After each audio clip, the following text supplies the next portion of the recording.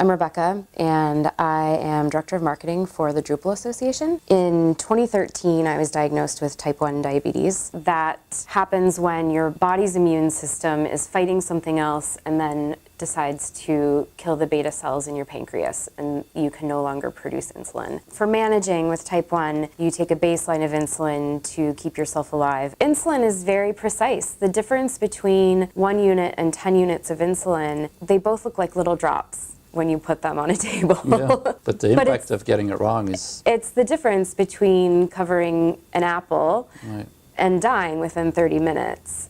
So it's a huge risk factor, and the human error involved in that can be devastating. With a pump, it's right, you can see mine right here. Okay, yeah. It's my Omnipod, and I have a remote control for that. So I fill the pump with insulin. I actually have an extra here, and that gives me a constant drip of fast-acting insulin. So rather than taking a 24-hour long-acting that I can't adjust throughout the day, I get micro drips of fast-acting insulin every 5 minutes. So the device on the left arm The right left now arm, yes. is measuring Blood sugar. blood sugar, and the device on the right arm is injecting insulin. Yes.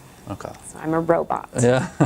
So tell me, how does Drupal come into play here? About a year in, I got my pump and my continuous glucose monitor. I had listened to some of the Dries notes about ambitious digital experiences, and I thought in my head, I wonder what these are built on, because they're very complex systems, and the data that I can plug in and cross-reference and see what's going on. And I messaged Tim Lennon on Slack and said, how do I find out if something's built on Drupal? And he gave me a couple pointers, and I said, I think that my medical devices are built partially in Drupal.